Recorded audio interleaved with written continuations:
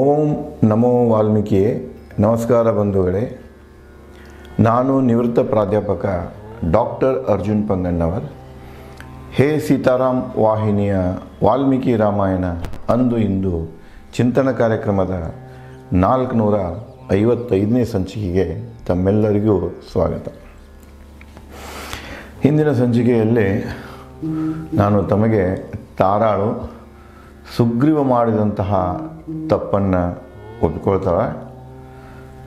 ಮುಂದೆ ಹೇಳ್ತಾಳೆ ಆಕೆ ಮಾಡಿದ ತಪ್ಪದ ಬಗ್ಗೆ ನಾವು ಚರ್ಚೆ ಮಾಡಿ ಕೊಡೋದ್ರಿಂದ ಏನು ಇಲ್ಲ, ಮುಂದೆ ಏನು ಮಾಡಬೇಕು ಅನ್ನೋದನ್ನು ವಿಚಾರ ಮಾಡೋಣ ಅಂತ ಹೇಳಿ ತನ್ನ ಒಂದು ಮಾತಿನ ಮೂಲಕ ಲಕ್ಷ್ಮಣನಲ್ಲಿದ್ದಂತಹ ಸಿಟ್ಟನ್ನು ಅವಳು ಕಡಿಮೆ ಮಾಡ್ತಾಳೆ. ಮುಂದೆ ಲಕ್ಷ್ಮಣನಿಗೆ ಹೇಳ್ತಾಳೆ, ಅಲ್ಲ್ಯಾಕೆ ನೀನು ಅಂತ ಅರಮನೆ ಭಾಗ ದ್ವಾರದಲ್ಲಿ ಯಾಕೆ ನಿಂತೀಯ, ಒಳಗೆ ಬಾ ಅಂತ ಕರೀತಾಳೆ ಆಕೆ. ಒಳಗೆಲ್ಲ ನಿನ್ನ ಸ್ನೇಹಿತರ ಹೆಂಡಂದಿರ ಅದಾರ, ಅದಕ್ಕೆ ನಾಚಬೇಡ ಒಳಗೆ ಬಾ ಅಂದಾಗ ಅವನು ಒಳಗೆ ಬರ್ತಾನೆ. ಬಂದ ನಂತರ ನೋಡ್ತಾನೆ ಏನು ದೃಶ್ಯ ಇರ್ತದೆ ಅಂದರೆ, ಅಲ್ಲಿ ಸುಗ್ರೀವ ತನ್ನ ಮಡದಿಯಾದಂಥ ರೂಮಾಳ ಜೊತೆಗೆ, ಸುಗ್ರೀವ ಇಂಟಾಕ್ಸಿಕೇಟೆಡ್ ಇರ್ತಾನೆ, ಕುಡಿದಿರ್ತಾನೆ, ನಿಷೇಧಾಗ ಇರ್ತಾನೆ, ತೂಗ್ತಿರ್ತಾನೆ, ಚಿನ್ನದ ಸಿಂಹಾಸನ ಮೇಲೆ ಕೂತಿರ್ತಾನೆ. ಮುಂದೆ ಅದನ್ನೇ ವಾಲ್ಮೀಕಿಯವರು ಹೀಗೆ ಮುಂದುವರಿಸ್ತಾರೆ. ಕುಳಿತಲ್ಲೇ ಹಾರಿದ ಸುಗ್ರೀವ ಕಂಡು ಕ್ರೋಧಿತ ಗೂಳಿಯಂತೆ ನುಗ್ಗಿದ ಲಕ್ಷ್ಮಣನ. ಏನಂತ ಅರಮನೆಯಲ್ಲಿ ತಾರ ಹೇಳಿದ ಕರೆಯ ಮೇರೆಗೆ, ಆಮಂತ್ರಣದ ಮೇರೆಗೆ ಏನು ಅರಮನೆಯನ್ನು ಹೋಗ್ತಾನೆ, ಅದನ್ನು ವಾಲ್ಮೀಕಿಯವರು ಕ್ರೋಧಿತ ಗೂಳಿಗೆ ಲಕ್ಷ್ಮಣ ಹೋಲಿಸ್ತಾರೆ. ಯಾವ ರೀತಿಯಾಗಿ ಸಿಟ್ಟಿನ ಗೂಳಿ ನುಗ್ತಾ ಹೋಗ್ತಾ ಇರ್ತದೆ, ಹಾಗೆ ಇವನು ನುಗ್ಗಿ ಒಳಗೆ ಬರ್ತಾನೆ. ಅವನು ಬರುವುದನ್ನು ನೋಡಿ ಸುಗ್ರೀವ ಹಾರ್ತಾನೆ. ಸರಿದರು ಅಪ್ಪಿಕೊಂಡಿದ್ದ ರೋಮಾವಸ್ತ್ರೀಯರು ಕಂಡು ಸುಗ್ರೀವ ಮೋಡಗಳ ಮಧ್ಯೆ ಹುಣ್ಣಿಮೆ ಚಂದ್ರನಂತೆ.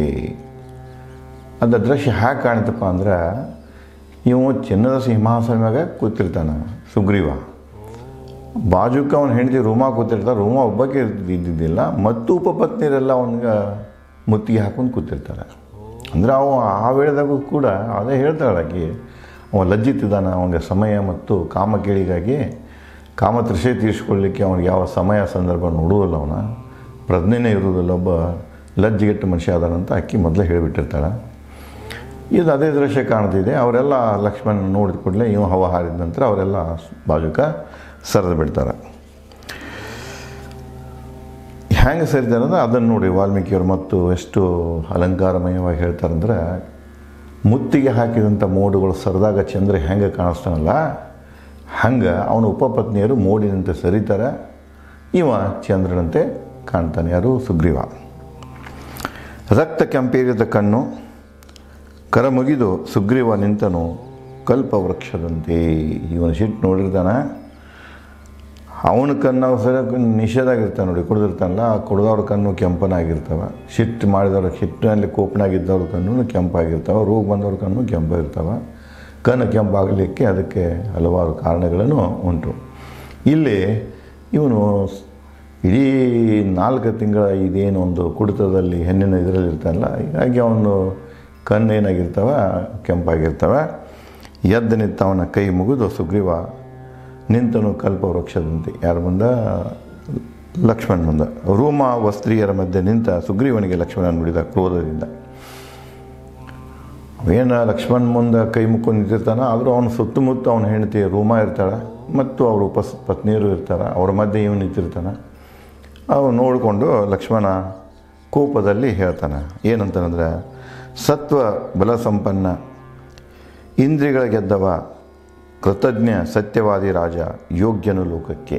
ನೋಡ್ರಿ, ಇಲ್ಲಿ ಯಾರೇ ರಾಜ್ಯನಾಗಬೇಕಾಗಿದ್ರೆ, ಆಡಳಿತಗಾರನಾಗಬೇಕಾಗಿದ್ರೆ ಪದೇ ಪದೇ ವಾಲ್ಮೀಕಿಯವರು ಸಂದರ್ಭ ಬಂದಾಗ ಯಾರು ದೇಶವನ್ನು ಆಳಲು ಯೋಗ್ಯರು, ಯಾವ ವ್ಯಕ್ತಿ ರಾಜನಾಗಲಿಕ್ಕೆ ಯೋಗ್ಯ, ಯಾವ ವ್ಯಕ್ತಿ ಇವತ್ತಿನ ಸಂದರ್ಭದಾಗ ಪ್ರಧಾನಮಂತ್ರಿ ಆಗಲಿಕ್ಕೆ ಯೋಗ್ಯ, ಮುಖ್ಯಮಂತ್ರಿ ಆಗಲಿಕ್ಕೆ ಯೋಗ್ಯ, ಮಂತ್ರಿ ಆಗಲಿಕ್ಕೆ ಯೋಗ್ಯ, ಆಡಳಿತಗಾರ ಆಗಲಿಕ್ಕೆ ಯೋಗ್ಯ ಅನ್ನೋದನ್ನು ಹೇಳ್ತಾನೆ. ಇವೆಲ್ಲ ಪ್ರಸ್ತುತ ಸರ್ವಕಾಲಿಕ ಸತ್ಯಗಳಿವೆಲ್ಲ, ಎಲ್ಲ ಕಾಲದಲ್ಲಿ ಇವು ಅನ್ವಯಿಸ್ತವೆ, ಪ್ರಸ್ತುತವಿವು. ಅದಕ್ಕೆ ಅಲ್ಲೇನು ಹೇಳ್ತಾನಂದ್ರೆ, ಸತ್ವ ಬಲ ಸಂಪನ್ನ, ಮನುಷ್ಯನಲ್ಲಿ ಒಳ್ಳೆ ಸತ್ವ ಇರಬೇಕು, ಒಳ್ಳೆ ಗುಣ ಸಂಪನ್ನ ಮೂಲ ಆಗಿರಬೇಕು. ರಾಜನಾದವನು, ಆಡಳಿತಗಾರನಾದವನು ಗುಣ ಸಂಪನ್ಮೂಲಗಳನ್ನು ಒಳ್ಳೆ ನಡತೆಯನ್ನು ಹೊಂದಿರಬೇಕು. ಇಂಥವೆಲ್ಲ 24 ಗಂಟೆ ನಶೆದಾಗಿರೋದು, ಹೆಣ್ಣಿನ ಮಧ್ಯೆ ಇರೋದು, ಯಾವಾಗಲೂ ನಿಮ್ಮ ಪಬ್ಲಿಕ್ ಲೈಫಿನ ನಾವು ಹೋಗಬೇಕಾದ್ರೆ, ನಾವು ಲೀಡ್ರಾಗಿ ಹೋಗಬೇಕಾಗಿತ್ತಂದ್ರೆ ನಮ್ಮ ವಾಣಿ ಶುದ್ಧ ಇರಬೇಕು. ಅಷ್ಟೇ ಅಲ್ಲ, ನಮ್ಮ ಚಾರಿತ್ರ್ಯ ಶುದ್ಧ ಇರಬೇಕು. ಏನಪ್ಪ ಅಂದರೆ ಒಬ್ಬ ಬ್ರಹ್ಮಚಾರಿ ಇದ್ದಂಗೆ ಇರಬೇಕು. ನಾವು ಅದನ್ನು ದುರುಪಯೋಗ ಮಾಡ್ಕೊತ ಹೊಂಟೀವಿ ಅಂದರೆ ನಾವು ಆಡಳಿತಗಾರ ಆಗಲಿಕ್ಕೆ, ಮಂತ್ರಿ ಆಗಲಿಕ್ಕೆ, ಮುಖ್ಯಮಂತ್ರಿ ಆಗಲಿಕ್ಕೆ, ಪ್ರಧಾನಮಂತ್ರಿ ಆಗಲಿಕ್ಕೆ, ಯಾವುದೇ ಉನ್ನತ ಸ್ಥಾನಕ್ಕೆ ಹೋಗಲಿಕ್ಕೆ ಯೋಗ್ಯರನಿಸುವುದಿಲ್ಲ. ಯೋಗ್ಯನಾದವನು ಏನು ಮಾಡಬೇಕಂದ್ರೆ ಇವತ್ತು ಎಲ್ಲ ಥರ ಮೇಲೆ ಹಿಡ್ತಾ ಇರಬೇಕು. ತನ್ನ ಏನು ಬಯಕೆಗಳಿರ್ತಾವ, ಇಂದ್ರಿಯ ಸುಖಗಳಿರ್ತಾವಲ್ಲ, ಇಂದ್ರಿಯ ಸುಖಗಳ ಮೇಲೆ ನಿಯಂತ್ರಣವನ್ನು ಹೊಂದಿರಬೇಕು ರಾಜನಾಗವನು. ಮುಂದುವರೆದು ಹೇಳ್ತಾನೆ, ಇಂದ್ರಿಯಗಳು ಗೆದ್ದವ, ಅವ ತನ್ನೆಲ್ಲ ಇಂದ್ರಿಯಗಳನ್ನು ಗೆದ್ದಿರಬೇಕವ. ಕೃತಜ್ಞ ಇರಬೇಕು. ಯಾರು ಉಪಕಾರ ಮಾಡಿರಲ್ಲ ಅವರಿಗೆ ಪ್ರತ್ಯುಪಕಾರ ಮಾಡುವಂಥ ಇರಬೇಕು. ಕೃತಜ್ಞರು ಇರಬಾರ್ದು, ಕೃತಜ್ಞ ಇರಬೇಕು. ರಾಜನಾದವನು ಕೃತಜ್ಞರು. ಯಾರು ತನಗೆ ಸಹಾಯ ಮಾಡ್ತಾರೆ, ಕೆಲಸ ಮಾಡಿಕೊಡ್ತಾರೆ, ಏನು ಮಾಡ್ತಾರೆ ಅವ್ರಿಗೆ ಪ್ರತ್ಯುಪಕಾರಿಯಾಗಿರಬೇಕು. ಸತ್ಯವಾದಿ ಇರಬೇಕು. ಯಾವ ಕಾಲಕ್ಕೂ ಅಸತ್ಯವನ್ನು ನುಡಿಯಕೂಡದು. ರಾಜನಾದವನೇ ಸತ್ಯ ಎಷ್ಟೇ ಕಹಿ ಇರ್ಬೋದು, ಏನೇ ಆಗಿರಲಿ ಸತ್ಯದಿಂದ ಅವ ವಿಮುಖಗೊಳ್ಳಬಾರದು, ಸತ್ಯವನ್ನೇ ಹೇಳಬೇಕು. ಅದನ್ನು ಇವತ್ತಿನ ಕಾಲಕ್ಕೆ ನಾವು ಅನ್ವೇಷಣೆ ಮಾಡಿದರೆ, ಇವತ್ತೇ ನಮ್ಮ ಮಂತ್ರಿಗಳು, ಶಾಸಕರು, ಈ ಪ್ರೈಮ್ ಮಿನಿಸ್ಟರ್ಸು, ಮುಖ್ಯಮಂತ್ರಿಗಳು ಏನದಲ್ಲ, ಸತ್ಯವಾದಿಗಳಾಗಬೇಕು, ಸಚ್ಚರಿತ್ರವನ್ನು ಹೊಂದಬೇಕು. ಸತ್ಯವಾದಿಗಳಾದಾಗ ಮಾತ್ರ ಆ ಒಂದು ಹುದ್ದೆಗೆ ಯೋಗ್ಯ, ಆಳುವಂಥ ಈ ಹುದ್ದೆಗೆ ಯೋಗ್ಯರು. ಇಲ್ಲಂದರೆ ಇವರು ಅಯೋಗ್ಯರು. ಅದಕ್ಕೆ ಅವ್ರು ಎಲ್ಲಿ ನಿಲ್ಲಬೇಕು, ಸತ್ಯ ಹೇಳಬೇಕು. ಆದರೆ ಇವತ್ತು ನೋಡ್ತಿರ್ತೇವೆ ಬರೇ ಸುಳ್ಳಿನ ಸರಮಾಲೆ, ತಮ್ಮ ಬದುಕಿನ ಸತ್ಯಗಳನ್ನು ಹೇಳ್ಕೊಳ್ಳೋದಿಲ್ಲ. ಗಾಂಧಿಯವರು ಹೇಳ್ತಾರೆ, ಗಾಂಧಿದಂತೂ ಬಹಳ ವಂಡರ್ಫುಲ್ ಇದೆ. ಒಂದು ಸುಳ್ಳು ಮುಚ್ಚಾಕೆ ಹೋಗಿ 108 ಸುಳ್ಳು ಹೇಳ್ತೇವೆ ಅಂತಲ್ಲ, ಹಾಗೆ ನಮ್ಮ ಬದುಕಿನ ಏನು ಘಟನೆ ಆಗಿದೆ, ನಮ್ಮ ಬದುಕು ಯಾವಾಗಲೂ ತೆರೆದ ಪುಸ್ತಕದಂತಿರಬೇಕು. ಹಂಚ್ಕೊಳ್ಬೇಕು. ನಾವು ಬಯೋಗ್ರಫಿ ಯಾಕೆ ಬರಿಬೇಕಂದ್ರೆ, ನಮ್ಮ ಬದುಕಿನ ಏನು ಘಟನೆ ಆಗಿರ್ತಾವಲ್ಲ ಅದರಿಂದ ಇನ್ನೊಬ್ಬರು ಪಾಠ ಕಲಿತಿರ್ತಾರೆ. ಒಳ್ಳೆಯದು ಇರ್ಬೋದು, ಕೆಟ್ಟದ್ದು ಇರ್ಬೋದು, ಒಳ್ಳೆಯ ಸ್ವಭಾವ ಇರ್ಬೋದು, ಕೆಟ್ಟದ ಸ್ವಭಾವ ಇರ್ಬೋದು. ಅದನ್ನು ಯಥಾವತ್ತಾಗಿ ನಾವು ನಮ್ಮ ಆತ್ಮಚರಿತ್ರೆಯಲ್ಲಿ ತಂದು ಜನರ ಕೈಯಾಗಿ ಕೊಟ್ಟಿವಿ ಅಂದರೆ ಅದು ಜನರಿಗೆ ಒಂದು ಮಾರ್ಗದರ್ಶನ ಆಗ್ತದೆ. ಅದಕ್ಕೆ ಇಲ್ಲಿ ಈ ಜನ ಸತ್ಯ ಹೇಳುವುದಿಲ್ಲ. ಇವರು ಇವತ್ತಿನವರು ಅರೇ ಸುಳ್ಳಿನ ಸರಮಾಲೆ. 108 ಮದುವೆಗಳನ್ನಾಗಿರ್ತಾರೆ, ಒಂದೇ ಮದುವೆ ಆದ ರೀತಿ ಪೋಸ್ಟ್ ಕೊಡ್ತಿರ್ತಾರೆ. 108 ಕಡೆಗೆ ಏನಂದರೆ ಆಕ್ರಮಣ ಆಸ್ತಿ ಮಾಡಿರ್ತಾರೆ, ಆಕ್ರಮಣ ಚಟುವಟಿಕೆಗಳನ್ನು ಮಾಡ್ತಿರ್ತಾರೆ, ಏನೆಲ್ಲ ಮಾಫಿಯಾಗಳನ್ನು ಮಾಡ್ತಿರ್ತಾರೆ. ಇಲ್ಲಿ ಜನರ ಮುಂದೆ ಮಾತ್ರ ಸಾಧುವಂತೆ ಹೋಗ್ತಿರ್ತಾರೆ. ಅದಕ್ಕೆ ಆಳವರು, ಈ ಉನ್ನತ ಹುದ್ದೆಯಲ್ಲಿ ಇರೋರು, ಇವರು ಯಾವಾಗಲೂ ಸತ್ಯವಾದಿಗಳಾಗಿರಬೇಕು. ಅಂದರೆ ನುಡಿದಂತೆ ನಡಿಬೇಕು. ಸಂತರ ಅದನ್ನ ಹೇಳ್ತಾರೆ, ನುಡಿದಂತೆ ನಡೆ ಇದೇ ಜನ್ಮ ಕಡೆ. ಬಸವಣ್ಣವ್ರು ಕೂಡ ಅದ ಹೇಳ್ತಾರೆ, ನುಡಿದಂತೆ ನಡೆ ಅಂತಾರೆ. ಗಾಂಧಿ ಕೂಡ ನಮ್ಮ ನಡೆ ನಮ್ಮ ನುಡಿ ಏಕಕಾಲಕ್ಕೆ ಹೋಗ್ಬೇಕಂದ್ರೆ ನಾವು ನುಡಿದಂತೆ ನಡಿಬೇಕು, ನಡೆದಂತೆ ನುಡಿಬೇಕು. ಈ ಎಲ್ಲ ಸಂತರ ಅದನ್ನ ಹೇಳ್ಕೊತ ಬಂದಾರ ಅವರು. ನಾವು ಕೇಳ್ತೇವೆ, ಅವ್ರ ಬಗ್ಗೆ ಭಾಷಣ ಮಾಡ್ತೇವೆ, PhD ಮಾಡ್ತೇವೆ, ಗ್ರಂಥಗಳನ್ನು ರಚನೆ ಮಾಡ್ತೇವೆ, ಉದ್ದದ ಭಾಷಣ ಮಾಡ್ತೇವೆ. ಬದುಕಿನ ಮಾತ್ರ ಅಳವಡಿಸಿಕೊಳ್ಳೋದಿಲ್ಲ. ನಾವು ಆ ಮನಸ್ಸನ್ನು ನಾವು ತಯಾರು ಮಾಡಿಕೊಳ್ಬೇಕು. ಅದಕ್ಕೆ ರಾಜನಾಗುವಲ್ಲಿ ಇನ್ನೊಂದು ಯೋಗ್ಯತೆ ಏನಂದ್ರೆ ಅವನು ಸತ್ಯವಾದಿಯಾಗಿರಬೇಕು. ಇಂಥವರು ಮಾತ್ರ ರಾಜ್ಯರಾಗಲಿಕ್ಕೆ, ರಾಜ್ಯವನ್ನು ಆಳಲಿಕ್ಕೆ, ಆಡಳಿತವನ್ನು ಮಾಡಲಿಕ್ಕೆ ಯೋಗ್ಯ ಜನ. ಲಕ್ಷ್ಮಣ ಸುಗ್ರೀವನಿಗೆ ಹೇಳ್ತಾನೆ, ಅಂದರೆ ಈ ರಾಜ್ಯ ಆಳುವಂಥ ಯೋಗ್ಯತೆಯನ್ನು ಕಳ್ಕೊಂಡ್ಬಿಟ್ಟಿಯ.